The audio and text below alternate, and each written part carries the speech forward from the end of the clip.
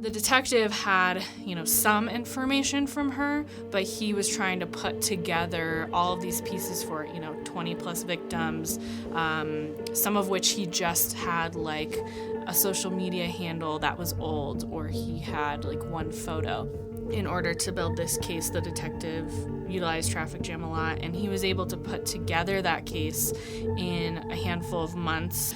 That is really the type of cases that we look to help, where we can use AI to save time to pull together disparate pieces of information, and then that can ultimately save the time that it takes to get to the victim, recovery, as well as, hopefully arrest and prosecution of the criminals who are trafficking them.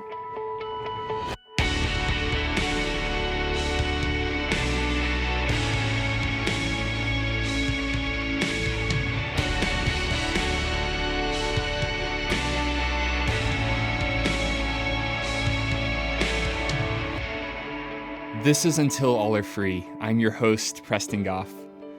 Amidst the many conversations surrounding the way that the world has experienced dramatic change in light of the COVID-19 pandemic is the topic of human trafficking and exploitation.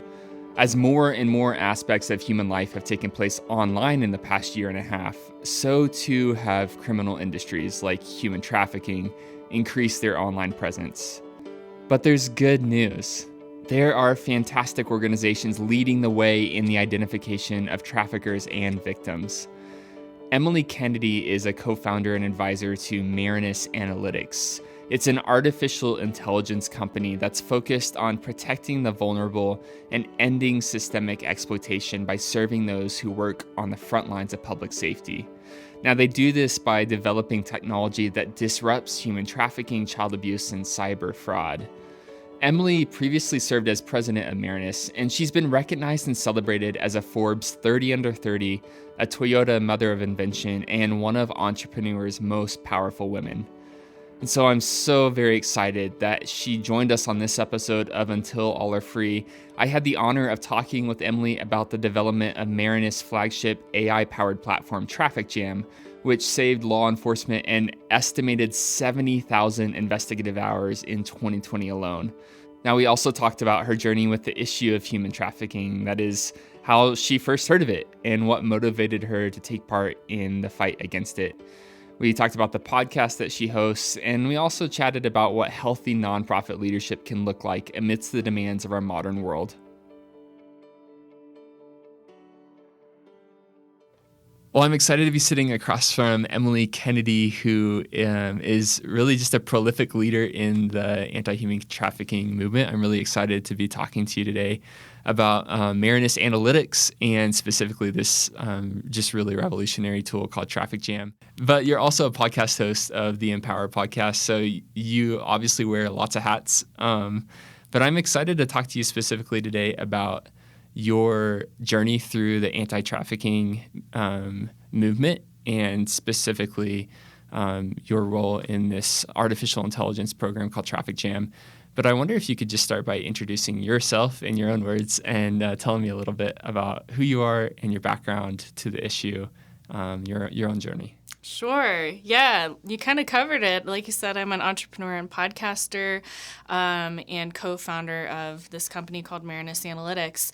And we're most well known for our flagship software AI tool called Traffic Jam. And it's basically an AI-based tool that looks at certain places online where victims of sex trafficking are advertised online for sex and gathers that data and then uses AI to analyze it to find patterns that can help law enforcement actually find and recover victims, as well as dismantle organized criminal networks. So that's a lot, as I'm sure you can tell, but kind of how it started was at Carnegie Mellon University when I was a student. As far as like where did the software come from, it really started with a student research project, my research project. And the funny thing about this story is that I was an undergrad humanities student studying public policy. I didn't have a business background, didn't have a tech background, but it was more of seeing a problem and then getting introduced to a solution. So around that time, around like 2010, 2011, the internet had become a much bigger hotspot for sex trafficking in the U.S. And I started to learn about that. And then I got introduced to great researchers and people in the Robotics Institute at Carnegie Mellon who were deep in machine learning and AI. And when we connected, I got kind of thrown into this world of what is AI, what is machine learning, and how can it help solve this problem? Yeah. I wonder if you could walk me back a little bit, because in order to know that the solution might fit, you had to have a deep understanding of the issue. So I wonder if you could just tell me, like, when was it that you began to first, like, really become aware of how pervasive the issue of human trafficking is? And how did that kind of change your trajectory from there on? For sure. Yeah, so one moment in particular was when I was traveling through Eastern Europe on a missions trip at 16 years old, and was just really, sheltered kid, and grew up in a great family and all of that. And I was traveling through Eastern Europe, and it was somewhere around like Serbia, Macedonia area. We were just driving down through a bunch of the different countries. And we came across this really tiny town, one stoplight town, and there was all these children begging on the street, which is not too uncommon. But there was something about that situation that really seemed off to me, that really struck me. They were pressing up against our car when we stopped at the stoplight trying to wash the car windows, and they just seemed really desperate. And I didn't know what it was, but it just seemed wrong. Something seemed wrong.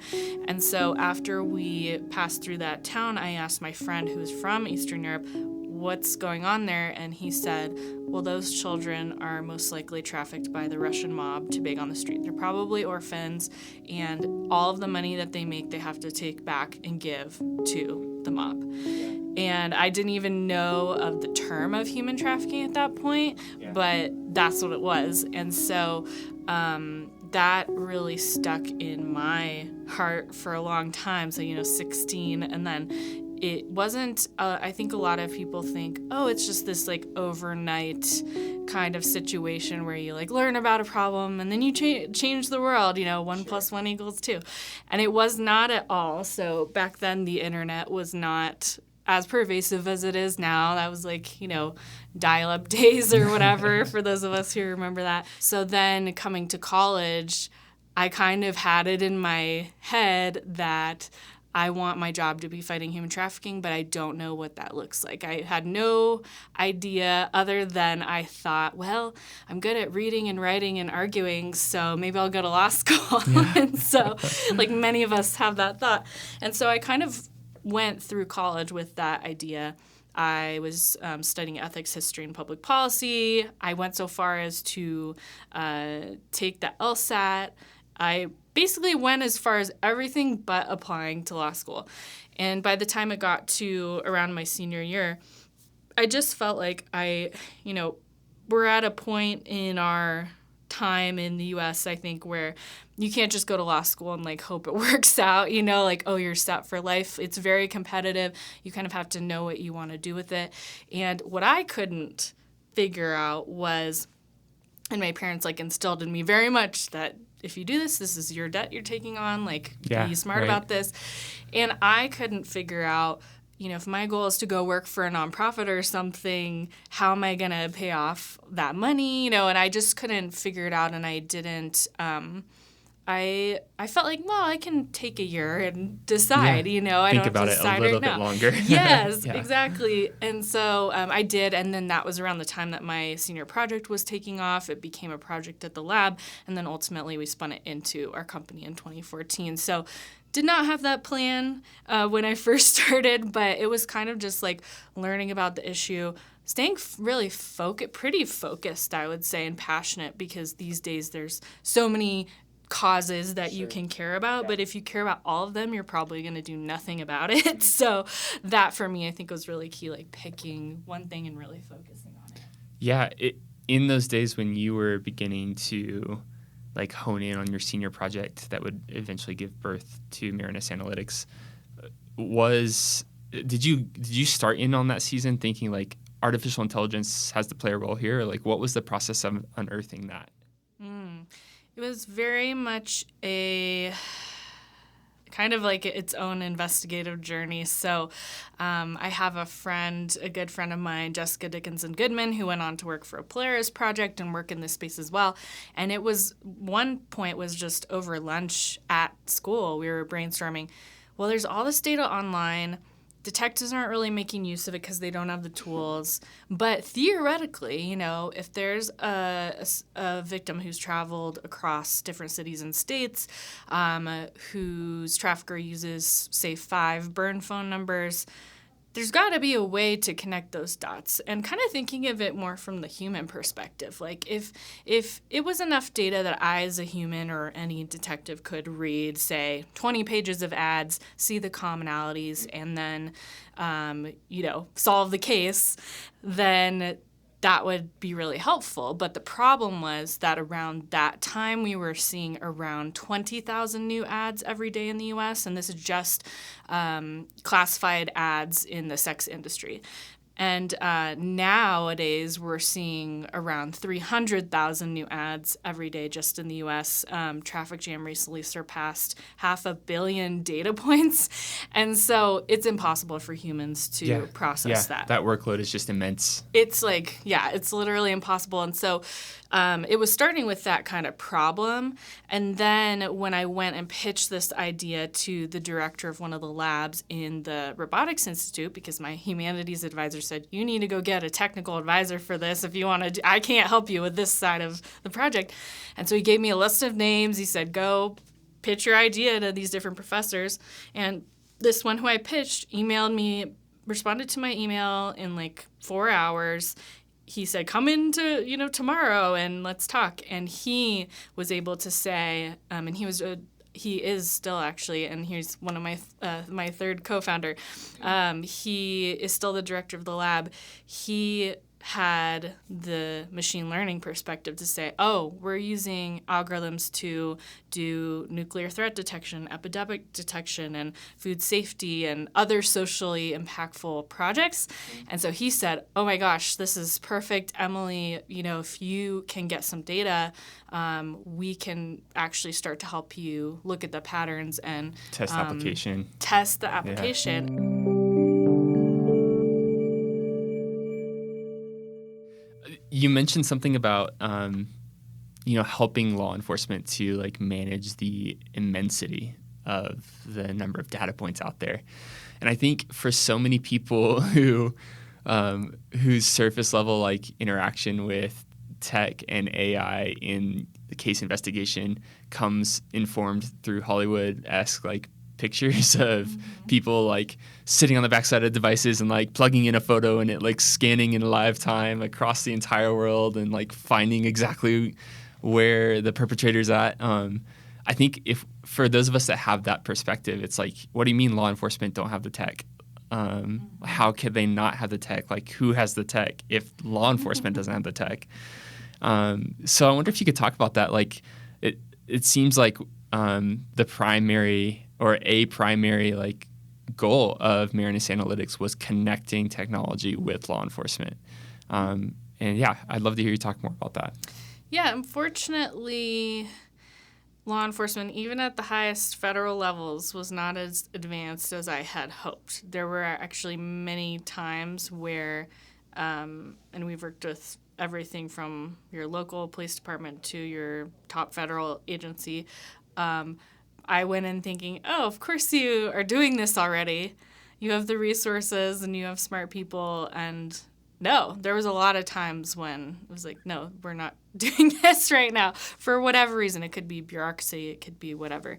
So we found that there was a huge pain point and a lot of opportunity for us to come in and help around, I think it was 2018 when Backpage.com was shut down and the heads of Backpage were arrested and the FBI took down the website and all of that. Backpage used to be the number one hotspot by far for this activity in the U.S.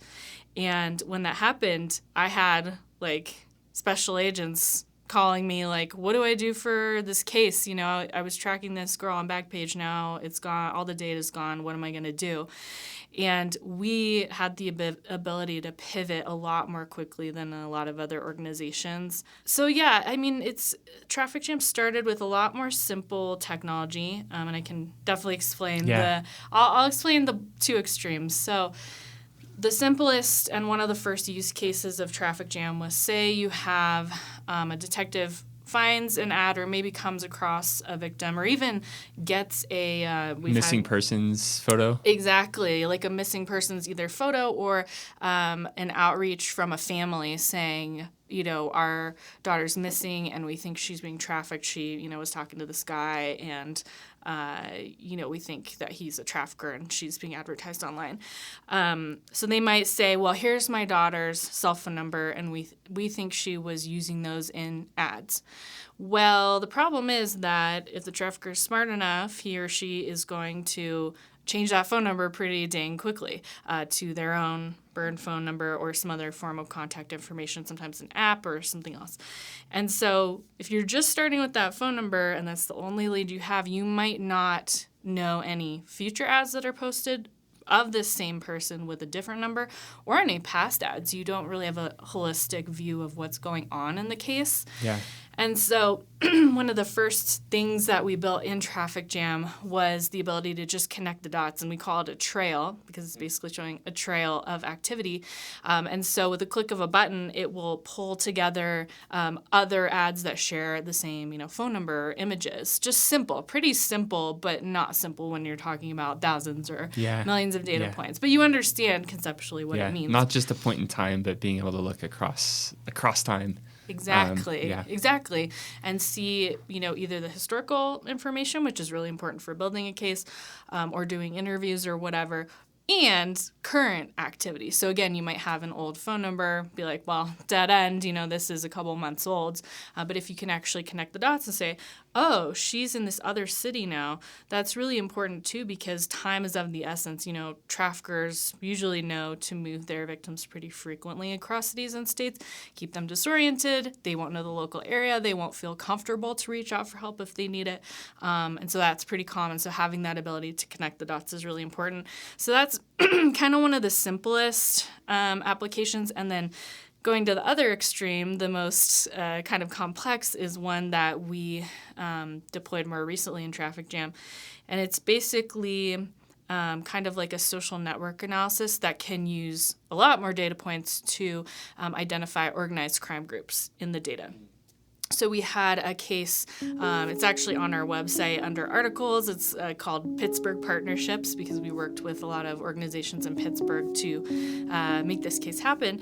But basically we started just manually identifying a group in our data that we identify this. We said, you know, this does look like a large organized crime group. We sent it to some of our law enforcement partners. They grew that case, and it turned out to result in the takedown of this transnational organized crime group. They did great work on it. Again, more details at that article if anyone wants to read it. But we thought, okay, that was kind of manually put together, like from an analyst perspective, but what if we could automate that? Because there's got to be a lot more patterns and even bigger groups potentially in the data, and this could be anything from like, you know, brothels to massage parlors that are trafficking women internationally. So usually a lot bigger groups. And so we implemented this new thing called we're calling it like Advanced Trail. But if anyone wants the techie language, it's basically a graph database. But what it does is it allows a lot faster search and faster connections of larger webs of activity, if that makes sense. So the idea is that detectives can start with, again, a nugget of information and then use this tool to build out their case a lot more quickly and to see how the connections are made across, you know, phone numbers and emails, things that are really important when you're talking about like organized crime groups or, you know, money laundering or whatever. Those cases involve a lot more of that, like, intense complex analysis. Transportation and exactly. Yeah. Exactly. So that is kind of the extreme of the complexity of the AI that Traffic Jam works with. Can you tell me a little bit about like what are some of the patterns that the tool can pick up on, or like things that it can identify that have often like proved to be helpful in identifying like victims of human trafficking and like rescuing them? Yeah, for sure. So it's kind of along the lines of the things that I mentioned, as far as starting with one lead and being able to build that out, or building out a case and being able to corroborate evidence that you're hearing from a victim interview or a perpetrator interview or whatever. So there's a lot of different types of cases, but one really powerful one was a detective who we've worked with for a number of years, and he works undercover, so I won't say much about him, Sure. but he's a fantastic detective, and he basically looks for these children as if they were his own. He's really, really fantastic and just kind of leads the best practices of what human trafficking detectives do. So he got an outcry from a woman who was a victim of this really violent trafficker. And I won't go into details, but the details that the detective shared with me is the most violent situation that I've ever heard, which is saying a lot. And so this trafficker ended up having, I think it was like over 20 different victims over a number of years. He had threatened the girls and been, physically and emotionally abusive to them. And so one of his victims came forward and said, you know what, I need help. I want to get out from under this guy. And he's, exploiting minor victims as well, underage victims. And so the detective had, some information from her, but he was trying to put together all of these pieces for, 20 plus victims, some of which he just had like a social media handle that was old, or he had like one photo. So the ability to do like image search and phone number search on especially historical data. I mean, that's another key, is that Traffic Jam archives that data.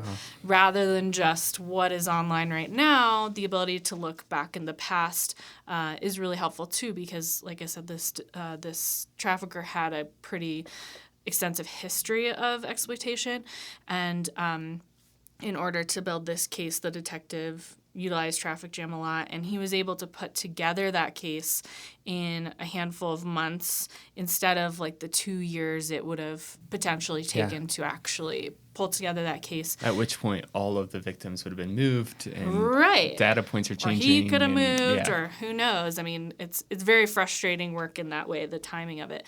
But because he was able to put together the case quickly and put together a strong case, he was able to actually prosecute. He was part of the prosecution of that trafficker, and he got a huge prison sentence and now is in prison. So that is really the type of cases that we look to help, where we can use AI to save time to pull together disparate pieces of information, to have an archive of data that can help for historical cases, and then that can ultimately save the time that it takes to get to the victim recovery, as well as, hopefully arrest and prosecution of the criminals who are trafficking them. Yeah. And just in terms of like collective impact over the years, like I think I saw in 2019 alone, like 3,900 kids who were or victims of trafficking were identified using the tool. I think that's accurate. Yeah, I think it was 3,800 in that year, and then I think 3,000 the year before. The numbers are on our website, but another recent number that I like to point to is, again, to the time savings. So we estimated about 70,000 investigative hours saved in 2020 alone, which is... yeah, it's a huge amount. It enables the detectives to actually work, hopefully, on more cases, to get more cases done, because they are usually very overloaded. They might even be juggling multiple different types of cases, and so anything we can do to save them time is really good, too.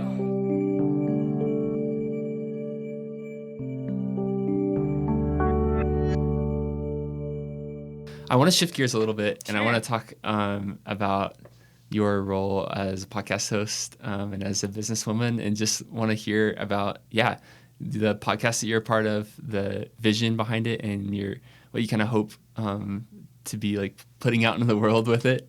Sure. Yeah, so I host the Empower podcast. We're almost to 3 years. We just hit past 100 episodes. So congratulations. I'm super excited. Yeah. Thank you. That was one of my big goals starting a podcast was I'm like, I don't want to just do it and burn out. I want it to go far, go over a long time.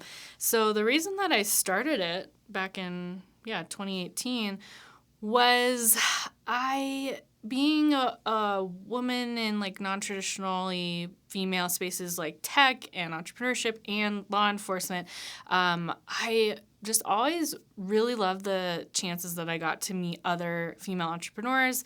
But I also have worked remotely my whole career. So, my company was in Pittsburgh, but usually I wasn't based there. I would travel there frequently. So it just was harder for me to develop like a ecosystem of other women in that space who I could like learn from and lean on.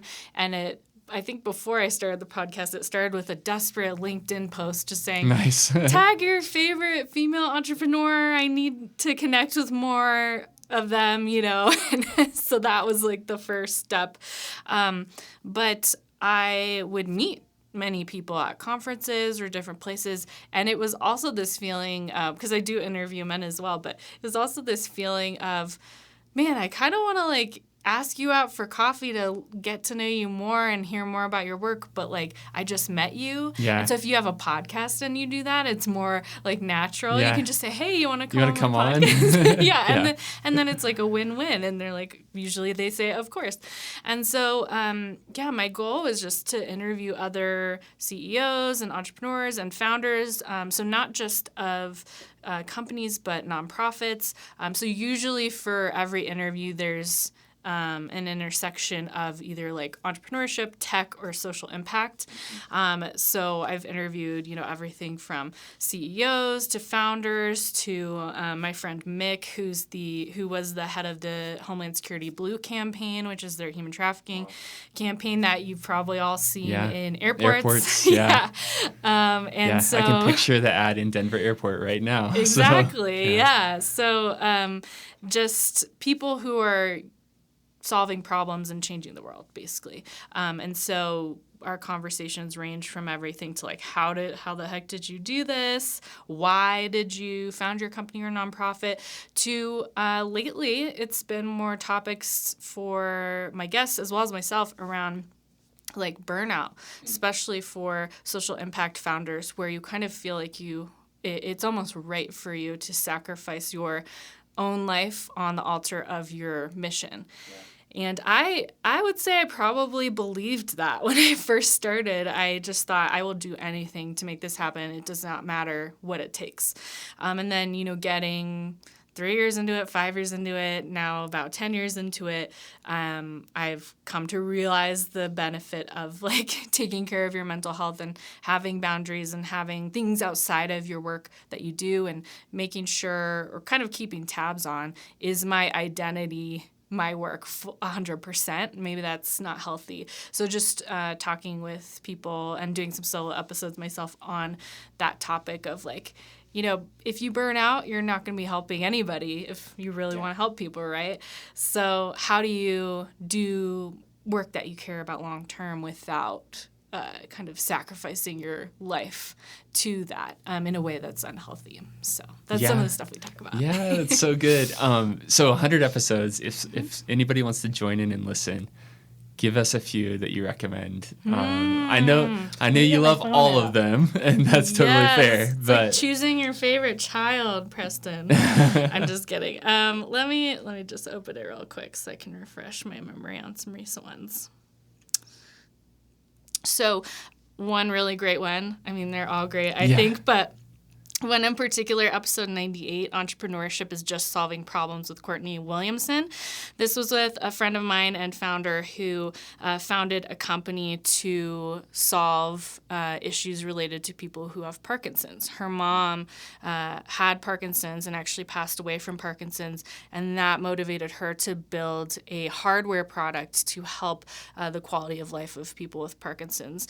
And so I love that interview because of her and what she does, but also we talk about like building a leadership mindset and how to maintain mental health as a founder. So she talks about like things like focus and kind of decluttering your mental space and things like that were really helpful to me. So that's a great one. Love it. So the Empower podcast, yes, anywhere podcasts are, I'm sure. Yes, wherever you find your podcasts. Awesome. So just on this note of, setting boundaries, healthy leadership, healthy practices, you're in a midst of a like major transitional time in life. So I wonder if you could tell us a little bit about that, like what your role looks like with Marinus Analytics right now, what the future holds for you, or at least on the horizon, that kind of thing. Yeah, thanks for giving me a chance to talk about it. So I am in the middle of a big life transition. I'm currently 9 months pregnant with our first child, a little boy. We're very congratulations. excited. We have a 10-week-old. That's right. Yeah. Congrats to you. Yeah, thanks. It's amazing. They'll have to be friends. Yeah. So that was a big life transition, but I also kind of had the sense for a bit that I myself was kind of in a mental transition, thinking about burnout and topics of just, I think it's good to step back no matter how successful you are, how much people are giving you accolades. You need to step back for yourself and say, what am I supposed to be doing right now?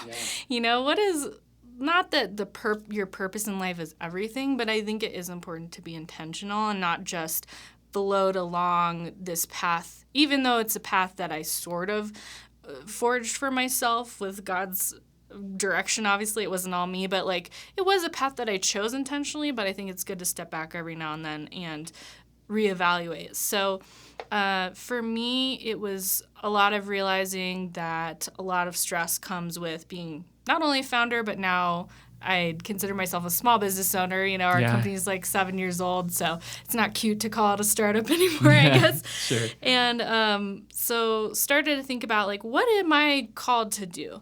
And how do your seasons change in your life? I mean, that's just something that happens. And so after a lot of prayer, a lot of talking with my husband and family and friends about like what is this time in my life now, And the way that I've come to see it is that the last 10 years are really characterized by this like hustle and, staying up late and doing anything to make this thing happen and just a lot of commitment and a lot of hustle and hard work.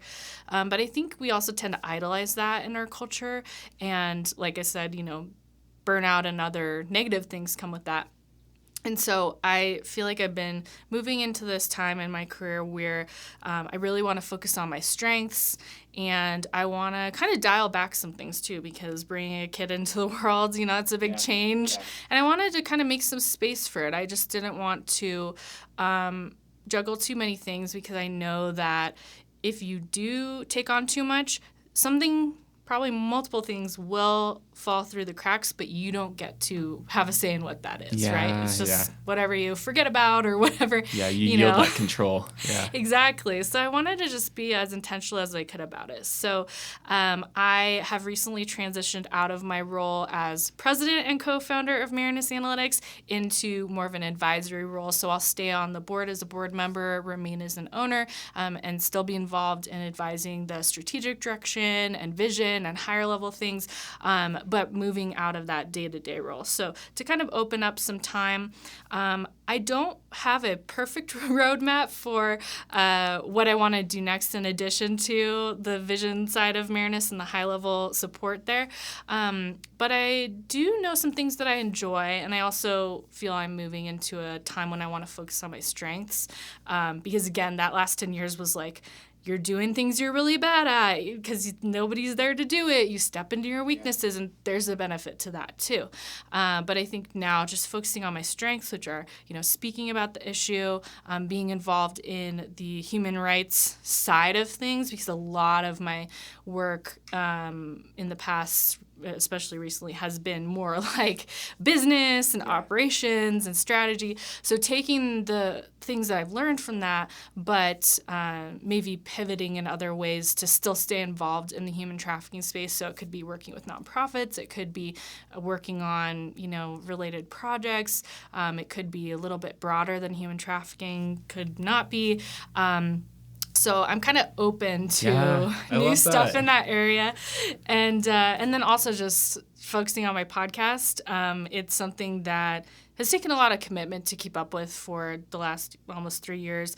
And there's a lot that I want to do with it. And I haven't had, honestly, the mental creative space to go beyond maintenance there. Sure. And I really want to do that because I love doing it. It's just so fun. And every time I get to interview someone, it brings me so much joy, and I just feel alive. This is what I should be doing. Yes. And so that's something I'll definitely be continuing. So people can check that out for usually about weekly episodes.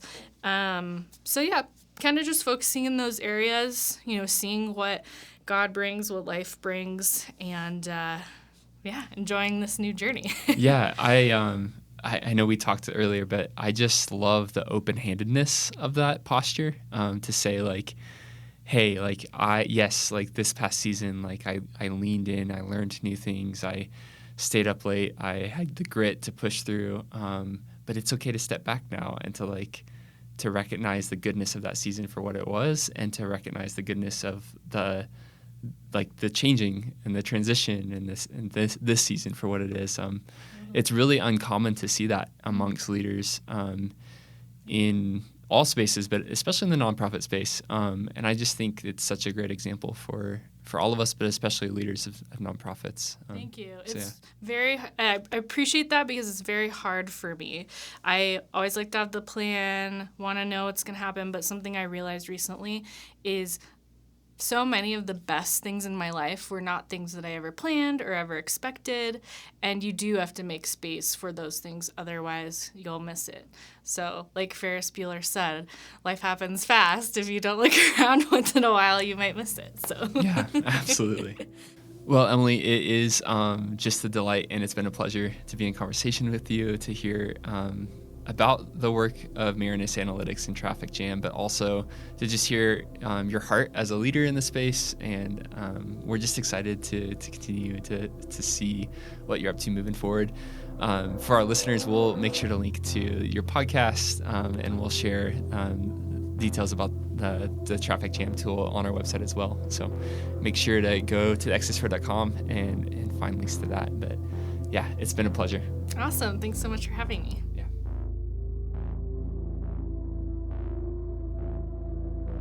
Well, many thanks to Emily Kennedy for joining us on this episode of Until All Are Free. Since the recording of this interview, Emily and her husband welcomed a healthy baby boy into the world. All the love to you all from the Exodus Road family. We've included links to Marinus Analytics and Traffic Jam, as well as the Empowered podcast in our show notes. Until All Are Free is a podcast by the Exodus Road. We are an organization of action, and we're bringing about systemic and holistic change in the fight against human trafficking through our 3 core programs: Traffic Watch Academy, Search and Rescue, and Beyond Rescue. Learn more and take action with us today at theexodusroad.com. This episode was hosted and produced by me, Preston Goff. Special thanks to City of Sound for their generous gift of the music you've heard on the intro and outro of this episode. Thanks for listening.